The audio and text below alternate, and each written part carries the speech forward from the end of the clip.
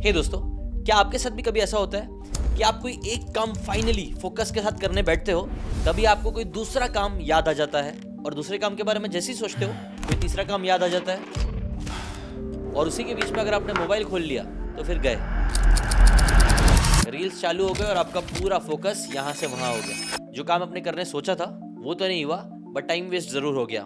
Basically problem ये है कि आप एक जगह बैठ के अच्छे से फोकस नहीं कर पा रहे हो, और ये इसलिए नहीं हो रहा है बिकॉज आप वीक हो, लेजी हो, ऐसा कुछ नहीं है। इसके पीछे न्यूरोसाइंस बोलती है ऐसा होता है कई बार एक रीजन की वजह से, जिसे बोलते हैं कॉग्निटिव ओवरलोड या over heating of your brain. For example, आपने बहुत पैसे खर्च करके एक स्ट्रॉन्ग वाईफाई अपने घर में लगवा लिया है। अब आप एक्सपेक्ट करोगे कि मैं अच्छे से स्ट्रीमिंग करूंगा, सब कुछ यूज करूंगा, लेकिन फिर कुछ लोग आ जाते हैं आपके घर में जो सारे के सारे 4K रेजोल्यूशन पे वीडियोस देखने लग जाते हैं। अब वाईफाई स्ट्रॉन्ग कितना भी क्यों ना हो, अगर बहुत सारे लोग आपका डेटा लेने लगेंगे तो क्या वाईफाई अच्छे से चलेगा?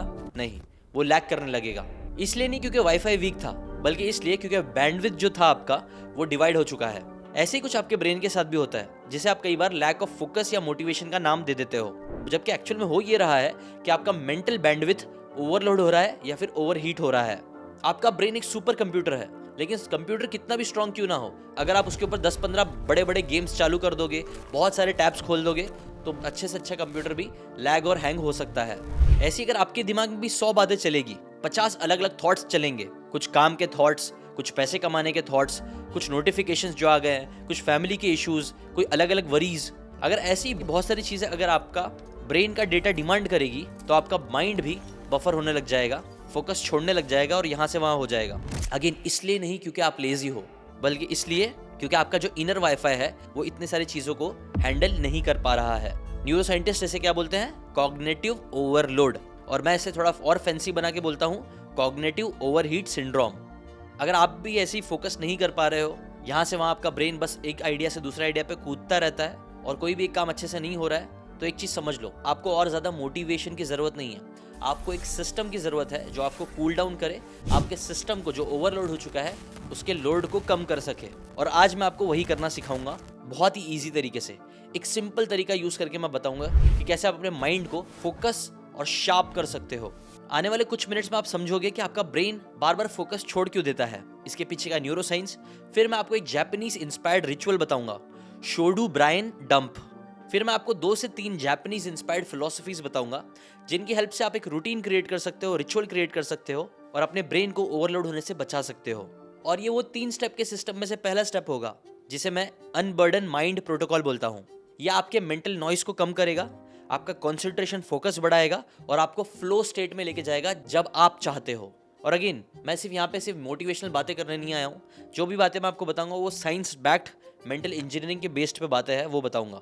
वीडियो के एंड होते होते मैं आपको ये भी बता दूंगा कि कैसे इन बातों को आप डेली अपनी लाइफ में अप्लाई कर सकते हो, ताकि फिर आप ये कभी ना बोलो कि यार मुझसे तो फोकस हो ही नहीं पाता है। बिकॉज आजकल देखो, मैक्सिमम लोग की यही प्रॉब्लम हो गई है, जब भी वो ट्राई करते हैं फोकस करने का, उनके दिमाग में आवाजें चलने लगती है, थाउजेंड्स ऑफ चीजें, कि यार मैंने वो ईमेल का रिप्लाई नहीं किया, वो डीएम पे उस दिन मैंने बात नहीं कर पाया था, यार मुझे तो मेरे घर पे भी फोन करना है, यार पैसे कमाने के लिए कुछ और रास्ता सोचना पड़ेगा, और ये नहीं तो दुनिया भर के नोटिफिकेशंस और वीडियोस जो आते रहते हैं। बट सच तो ये है कि हमारा जो ब्रेन है वो इतनी सारी चीजों को हैंडल करने के लिए डिजाइन हुआ ही नहीं है। वो तो डिजाइन हुआ है स्टिलनेस, क्लैरिटी और डेप्थ में जाने के लिए। और जब आप ये आज के वीडियो से ये चीज सीख लोगे तो नेचुरली आपका परफॉर्मेंस और अच्छा बढ़ जाएगा।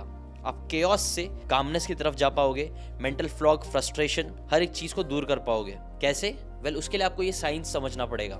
1970s में जॉन स्वेलर नाम के साइकोलॉजिस्ट थे, उन्होंने एक स्ट्रेंज चीज नोटिस करी। उन्होंने नोटिस करा कि कुछ बच्चे बहुत मेहनत करने के बाद भी ज्यादा अच्छे रिजल्ट्स क्रिएट नहीं कर पाते, जबकि कुछ बच्चे दूसरों से जल्दी सॉल्व कर रहे हैं प्रॉब्लम और ज्यादा अच्छे मार्क्स लेके आ रहे हैं। और इंटरेस्टिंग बात यह है कि ऐसा नहीं था कि जो बच्चे अच्छे मार्क्स ला रहे थे वो ज्यादा इंटेलिजेंट थे या ज्यादा मोटिवेटेड थे, नहीं, उसके पीछे कुछ तो मेंटल स्ट्रेटेजी थी जो उन्होंने नोटिस करी लोग यूज करते हैं। और इसे ही प्रूफ करने के लिए उन्होंने एक सेटअप डिजाइन किया, प्रॉब्लम सॉल्विंग एक्सपेरिमेंट, जहां पे उन्होंने मैथमेटिक्स, ज्योमेट्री के कुछ प्रॉब्लम्स बच्चों को दिए। ग्रुप ए को बोला गया कि बस ये प्रॉब्लम है, इसे जैसा चाहिए वैसा सॉल्व करो। बेसिकली कॉम्प्लेक्स प्रॉब्लम थी, कोई क्लियर पाथ नहीं था, कोई प्लान नहीं था, बच्चों को हर स्टेप खुद से पॉसिबल फाइंड आउट करना था, तो इसीलिए उनसे वो हो भी नहीं पा रहा था। जबकि ग्रुप 2 को गाइडेड स्टेप्स दिए गए थे इनको उस सेम प्रॉब्लम से रिलेटेड दूसरे कोई प्रॉब्लम के एग्जांपल्स दिए गए और कुछ स्टेप बाय स्टेप इंस्ट्रक्शंस दिए गए थे कि कैसे वो उस प्रॉब्लम का सोल्यूशन निकाल सकते हैं। और ये एक्सपेरिमेंट की फाइंडिंग क्या आई कि ग्रुप ए जिन्होंने बहुत ज़्यादा ट्राई किया, बहुत मेहनत किया, मल्टीपल ऑप्शंस को जगल किया अपने दिमाग में, लेकिन उनके आउटकम जो थे वो वर्स आए। जबकि ग्रुप बी वाले जो थे उन्होंने स्टेप बाय स्टेप जब इंस्ट्रक्शंस को फॉलो किया तो ना ही उन्होंने जल्दी प्रॉब्लम सॉल्व करना सीखा, बल्कि उनकी मेमोरी भी ज़्यादा शार्प रह पाई, उनको याद भी रह पाया, जिसकी वजह से वो दूसरे प्रॉब्लम्स भी सॉल्व कर पाए। और यहीं से स्वेलर ने रियलाइज किया ना कि हमारी जो मेमोरी है ना उसकी कैपेसिटी लिमिटेड है। रफली 4 से 7 चंक्स ऑफ इन्फॉर्मेशन हम स्टोर कर सकते हैं, और उससे ज़्यादा जब भी कोई चीज़ें हमारे दिमाग में होने लग जाती है तभी आता है कॉग्निटिव ओवरलोड या मेंटल ओवरलोड, जिसकी वजह से फिर हम फोकस नहीं कर पाते हैं, काम नहीं कर पाते हैं और हमारी एनर्जी यहाँ वहाँ वेस्ट होती है। यहीं से एक टर्म भी उन्होंने कॉइन किया 1988 में, जिसे बोलते हैं कॉग्निटिव लोड थियरी। न्यूरोसाइंटिस्ट ने लेटर इसी चीज़ के ऊपर और काम करके एक कंक्लूजन पे पहुंचे कि 2 टाइप के नेटवर्क होते हैं जो हमेशा हमारे दिमाग में काम करते हैं। पहला नेटवर्क है डिफॉल्ट मोड नेटवर्क। बेसिकली ये नेटवर्क पे जब हमारा दिमाग काम करता है तब हमारा माइंड वॉन्डर करता है, यहाँ से वहाँ चीज़ें सोचता है, प्लानिंग करता है। ये है पहला नेटवर्क। दूसरा नेटवर्क है उसे बोलते हैं टास्क पॉजिटिव नेटवर्क। ये नेटवर्क जब हमारा ब्रेन एक्सेस करता है तब हम अच्छे से काम कर पाते हैं, फोकस्ड काम। लेकिन कई बार क्या होता है, अगर हम प्रेशर में होते हैं तो ये दोनों ही नेटवर्क्स एक साथ काम करने लगते हैं और यहीं पे हमारे दिमाग में ट्रैफिक जाम होना स्टार्ट होता है, हम फोकस नहीं कर पाते और हम यहाँ से वहाँ चीजें करने लग जाते हैं। कई बार ये दोनों नेटवर्क चालू हो जाते हैं तो शायद हम काम करें भी ना, फिर भी हमें ऐसा लगता है कि यार थक गया, मेंटली आप एग्जॉस्टेड फील करते हो। आपको पता है मेरे साथ भी कई बार ये चीज हुई है। जब मैं सीकेंड का वीडियो बना रहा होता हूँ और मेरे पास अगर ऐसे आइडियाज होते हैं कि 10-15 वीडियो के आइडियाज है, तो मैं कई बार सोचने लगता हूँ कि ये आइडिया बनाओ, इसके ऊपर बनाओ, इसके ऊपर कैसी स्क्रिप्ट बनेगी, उसके ऊपर कैसे स्क्रिप्ट बनेगी। और जब मैं ऐसी बहुत ज्यादा सोचने लगता हूँ ना तो काम भले से कुछ हो या ना हो, यहाँ से मेरा स्ट्रेस बढ़ जाता है और मैं फोकस नहीं कर पाता हूँ। लेकिन एक बार मैंने वीडियो डिसाइड कर लिया कि ये टॉपिक रहेगा, तो उसके बाद मेरे दिमाग में स्टेप्स बने हुए हैं कि पहले हुक बनाना है, ये करना है, वो करना है। जैसे ही स्टेप्स क्लियर हो जाते हैं उसके बाद मेरा काम फटाफट होता है और मेरी स्क्रिप्ट भी जल्दी हो जाती है और मैं जल्दी आउटपुट दे पाता हूँ। तो अब आते हैं मेन बात पे कि आप भी कैसे इन प्रॉब्लम से लड़ सकते हो। और यहीं पे आता है हमारा 3 स्टेप का अनबर्डन माइंड प्रोटोकॉल, जिसके पहले स्टेप को मैं बोलता हूँ शोडू ब्रेन डंप।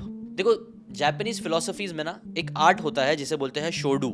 ये बेसिकली जापानीज कैलीग्राफी होती है। यहाँ पे जो मास्टर होता है ना वो पहले से सोच समझ के कोई ड्राइंग नहीं बनाता है, स्ट्रोक्स नहीं मारता है। उसके दिमाग में जो भी आ रहा है वो ब्रश उठाता है और उसको इंक को फ्लो होने देता है। जो भी चीज़ें पेपर पे आती है वो ऐसी रैंडम चीज़ नहीं होती है, वो उसका खुद का दिमाग होता है, उसके अंदर के मूवमेंट्स जो निकल रहे होते हैं। इसी में एक स्पेशल स्टाइल भी है बोकुसेकी जिसे बोलते हैं। इसके अंदर यूजुअली जो मास्टर होता है वो सिंगल ब्रेथ में बिना कोई सेकंड दिए जो भी उसके दिमाग में आ रहा है वो उसको ड्रॉ करने लग जाता है। कोई सेकंड चांस नहीं, बस जो भी ब्रेन में है वो डंप कर देना है। और जब वो एक मास्टर ये चीज कर देता है उसके बाद वो रीच करता है मूशिन। मूशिन बेसिकली एक फिलॉसफी अगेन है, a state of no mind. जब आपके थॉट्स, आपका ईगो कहीं गायब सा हो गया है और आपका दिमाग एक शांत नदी की तरह बन चुका है। वेल, अब ये सब चीजें आपसे रेलेवेंट क्यों है? अगर आपके भी दिमाग में बहुत सारी चीजें हैं, आपका भी दिमाग ओवरलोड हो रहा है, तो सबसे ईजी चीज जो आप कर सकते हो वो यही जापानीज फिलॉसफी को अप्लाई करना स्टार्ट करो। मैं नहीं बोल रहा कि आप ब्रश लेके आर्ट बनाना स्टार्ट करो, लेकिन एटलीस्ट आप पेन उठा के आपके ब्रेन में जो भी आ रहा है उसको लिखना स्टार्ट कर सकते हो। जिसे मॉडर्न लैंग्वेज में वेस्टर्न ऑथर एक बोलती हैं, जूलियन कैमरन की बुक में द आर्टिस्ट वे जो बुक है उसके अंदर वो बोलती हैं मॉर्निंग पेजेस एक्सरसाइज। बेसिकली इसमें क्या करना है, हर सुबह उठने के बाद 3 पेजेस या जितना होता है उतना आप अपने दिमाग में जो भी बातें आ रही है उसको लिखने लग जाओ। ज़्यादा सोचना नहीं है, ज़्यादा कुछ नहीं करना है, सिर्फ जो भी आपने माइंड में यहाँ पे स्टोर करके बातें रखी है उसको निकाल के इसको खाली करना है ताकि आप फोकस के साथ काम कर सको। No structure, no editing, no reading. क्योंकि एक बार आपने ये चीज़ अच्छे से कर दी ना तो ऑटोमेटिकली आप नोटिस करना आपका दिमाग खाली होने लगेगा और आपको अच्छा फील होने लगेगा। जो भी बातें आपके दिमाग में है उसको लिखना स्टार्ट करो, और सिर्फ मोबाइल में लिखना मत स्टार्ट करो, हो सके तो पेन और पेपर लेके उसको लिखना स्टार्ट करो। जब आप हाथ से लिखते हो ना तो आपका मोटर कॉर्टेक्स एक्टिवेट होता है और ये आपके ब्रेन को ऑफलोड होने में हेल्प करता है। इसीलिए 3 स्टेप्स में से पहला स्टेप आप यही यूज करो। जापानीज फिलॉसफी को समझते हुए आपके ब्रेन में जो भी चीज़ें आ रही है उसको लिखना स्टार्ट कर दो। फॉर एग्जाम्पल, मुझे एक स्क्रिप्ट पे काम करना है, मुझे 1 महीने बाद बाहर की एक ट्रिप प्लान करनी है, मुझे अपनी फिटनेस पे काम करना है, मुझे ये करना है, वो करना है। आपको, मुझे पता है कई सारे काम आपको करना है, लेकिन जब तक आप उन कामों को सिर्फ अपने दिमाग में रखोगे ना तो क्या होगा, आपका ब्रेन जो है वो ओवरहीट होने लगेगा, ओवरलोड होने लगेगा। बिकॉज ये हमारा ब्रेन इन्फॉर्मेशन स्टोर करने के लिए नहीं बना है, वो हार्ड ड्राइव जैसा नहीं है बल्कि वो रैम जैसा है जिसके अंदर लिमिटेड स्पेस है और उस रैम को जितना खाली करोगे उतना अच्छे से आप प्रोसेस कर पाओगे। तो पहली चीज़ तो ये करो। और फिर सेकंड स्टेप पे आ जाओ प्रोसेस के, जो है डिसाइड द फेट।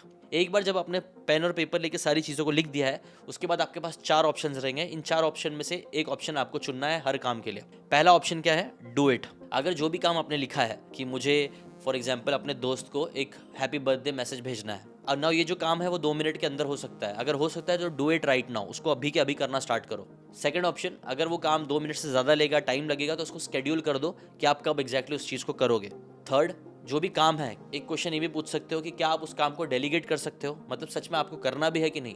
अगर आपके बिहाफ में कोई और भी वो काम आपको लगता है कर सकता है, तो उसको डेलीगेट करना स्टार्ट करो, किसी और को दे दो। और फोर्थ है डिलीट। अगर आपने जो काम लिखा है आपको लग रहा है इससे आपको कोई लाइफ में कोई वैल्यू ऐड नहीं होने वाली है, सिर्फ फालतू बात है, कुछ काम की चीज़ नहीं है, तो उसको डिलीट कर दो, उसको लिख के बस भूल जाओ। इससे आपका दिमाग खाली हो जाएगा और आप बेटर तरीके से परफॉर्म कर पाओगे। और इसी को ही GTD प्रोसेस भी बोलते हैं। GTD basically getting things done एक बहुत ही प्यारी बुक है। उसके अंदर ऑथर ने यही बताया है कि इस तरीके से आप अपने कामों को डिसाइड कर सकते हो और अपने ब्रेन में जो भी टेंशन और इश्यूज है उसको रिलीज कर सकते हो। ना ये जो एलन की बुक है ना, उसके अंदर इतना ज़्यादा न्यूरो साइंस की भाषा तो नहीं यूज़ करी गई है, लेकिन मॉडर्न रिसर्च इसको बैक करती है। साइकोलॉजिस्ट ब्लूमा ज़ेगार्निक ने 1927 में डिस्कवर किया था द ज़ेगार्निक इफेक्ट। बेसिकली ये इफेक्ट ये बोलता है कि अगर आपके दिमाग में कई सारी चीज़ें चलती रहेगी, अनफिनिश्ड टास्क जो है वो सिर्फ आप अपने दिमाग में स्टोर करके रखे रहोगे ना, तो ये चीज़ आपको प्रॉब्लम क्रिएट करेगी। और जबकि इसका उल्टा भी बहुत पावरफुल है। fMRI स्टडीज़ में बताया गया कि अगर आप चीज़ों को सिर्फ लिखना चालू कर देते हो, स्केड्यूल करने लग जाते हो अपने टास्क को, तो आपके ब्रेन को लगता है कि हाँ आप उस चीज़ को हैंडल कर रहे हो, और इससे बहुत जल्दी आपका स्ट्रेस रिड्यूस होने लग जाता है और आपके कॉग्निटिव लोड भी कम होता है। ये हो गया। फिर बस आ जाना है आपको स्टेप नंबर 3 पे प्रोसेस के, जो है फ्लो स्प्रिंट। आपको मालूम पड़ गया है कौन सा काम डेलीगेट करना है, कौन से काम को लिख के भूल जाना है, कौन सा काम अब भी करके ख़त्म कर सकते हो। लेकिन जो फिर काम बचते हैं जो आपको करना ही पड़ेगा, जिसको आपने शेड्यूल किया है, बस गो फॉर इट, उसको करना स्टार्ट करो। एक 25 मिनट का टाइमर लगा दो, जिसे बोलते हैं पोमोडोरो टेक्निक। वो टेक्निक यूज़ कर सकते हो आप, जो मैं पर्सनली खुद भी यूज़ करता हूँ। मैं अपनी कम्युनिटी मेंबर्स को भी कराता हूँ हर दिन 21 डेज चैलेंज में। पोमोडोरो टेक्निक में हम 25 मिनट का टाइमर चालू करते हैं और अपना कोई एक गोल, बस कोई एक चीज़ उसको पकड़ना है और 25 मिनट एटलीस्ट बिना डिस्ट्रैक्शन के वो काम को करना है। तो ये चीज़ मैं हमेशा करता हूँ और मैं आपको भी रिकमेंड करूँगा आप भी ज़रूर करना। बिकॉज अगर आपने ये चीज़ करना स्टार्ट करी ना, तो हार्वर्ड की स्टडीज़ बताती है कि जो भी लोग ये चीज़ करते हैं, ब्रेन डंप करते हैं, डीप वर्क करते हैं ना, तो उनकी कॉग्निटिव परफॉर्मेंस 37% बढ़ जाती है सिर्फ 2 हफ्तों में। 2 हफ्तों में आप अपनी पूरी लाइफ को यहाँ से वहाँ कर सकते हो, चेंज कर सकते हो। 2 हफ्ता भी छोड़ो, मैं तो आपको गारंटी देता हूँ अगर आप 7 दिन में अच्छे से इस चीज़ को कर लोगे ना, आपका मेंटल फोकस बहुत ज़्यादा बढ़ जाएगा। आपका जो आलसीपन आपको लगता है वो खत्म होना स्टार्ट हो जाएगा और आपके अंदर खुद एक विनर्स इफेक्ट आएगा, एक पावर आएगा कि चलो और काम करते हैं। अब इसी से रिलेटेड छोटा सा विजुअलाइजेशन करते हैं, आपको अच्छा लगेगा। चाहिए तो क्लोज करो, अपनी आंखों को बंद करो और सिर्फ मेरी आवाज़ को सुनो। टेक अ डीप ब्रेथ, एक लंबी सांस लो, होल्ड करो, रिलीज करो अपनी सांसों को, काम डाउन हो जाओ। 2-3 बार लंबी सांसें लो, अपनी आंखों को बंद रखो, सीधा बैठो। इमेजिन करो आपका ब्रेन जो है ना, वो एक लेक की तरह है, और जितनी बार भी आप अलग अलग कामों के बारे में सोच रहे हो, नोटिफिकेशंस खोल रहे हो, वीडियोस देख रहे हो छोटे छोटे, इतनी बार आप उस लेक में पत्थर फेंक रहे हो, जिससे रिपल्स आ रहा है, वेव्स आ रहा है, और क्लियरली आपको कुछ दिख रहा नहीं है, ना समझ में आ रहा है। लेक का जो पानी है वो यहाँ से वहाँ हो रहा है, इसलिए आपको पानी सही से दिख भी नहीं रहा है। लेकिन फिर आप स्लोली अगर आप नोटिफिकेशंस, इस डिस्ट्रैक्शंस को, उन पत्थरों को जो आप जानबूझ के फेंक रहे हो, वो फेंकना बंद कर दो। बस शांत हो जाओ और अपने दिमाग को टाइम देना स्टार्ट करो। तो धीरे धीरे नोटिस करना कैसे आपका ब्रेन स्थिर, कामनेस की तरफ जाएगा। वाटर जो है वो स्टिल होगा, क्लियर होगा, रिफ्लेक्टिव दिखने लगेगा, और आपका ब्रेन भी फोकस के साथ फ्लो स्टेट में जा पाएगा। देखो अगर ऐसा होगा तो कितना अच्छा लगेगा। और इसके लिए आपको ज़्यादा कुछ नहीं करना है, बस अपने ब्रेन को ओवर स्टिमुलेट होने से बचाना है, कम चीज़ें कंज्यूम करनी है, और जो भी बातें मैंने आज अभी बताई है आपको, बस उसको फॉलो करना है। Take a deep breath, say yes I will do it, say my mind is clear, I focus on one thing at a time, I control my action. Take a deep breath,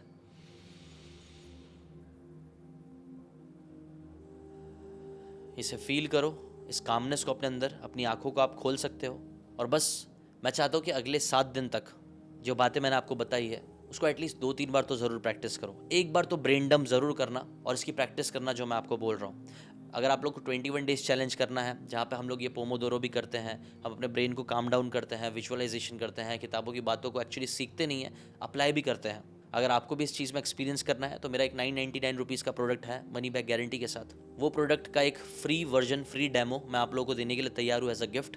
आप लोग यहाँ तक रुके हैं तो मैं चाहता हूँ, देखो जो भी बातें हमने सीखी है, कई बार वो बातें सीखते हैं और भूल जाते हैं, बट अगर आप चाहते हो कि ये बातें जो आपने सीखी है वो उसको आप एक्चुअल में अप्लाई कर सको अपनी लाइफ में और अपने अंदर चेंजेस लेके आ सको, अपनी माइंड को कामनेस की तरफ, फोकस की तरफ लेके जा सको, तो हमारे hundreds and hundreds of community members हैं जिनको मैंने ये चीज़ कराने में हेल्प करी है, फोकस कराने में हेल्प करा है, उनको सुबह उठने में मैंने हेल्प कराई है, वो आज कंसिस्टेंटली काम कर पा रहे हैं हमारे कई सारे कम्युनिटी मेंबर्स। अगर आप चाहते हो कि आपके साथ भी ऐसा कुछ हो तो एक फ्री डेमो मैं कर रहा हूँ, एक स्पार्क रूटीन, जिसकी हेल्प से ये सारी बातें आप अपनी लाइफ में अप्लाई भी कर पाओगे और अपने ब्रेन पावर को इंक्रीज करके और फोकस कर पाओगे। वो फ्री में अगर आपको उसका एक्सेस करना है तो लिंक नीचे दी हुई है, वहाँ से जाके आप उसे एक्सेस कर सकते हो। आज के लिए इतना ही, मिलते हैं नेक्स्ट वीडियो में, नेक्स्ट बुक समरी में। Till then bye bye.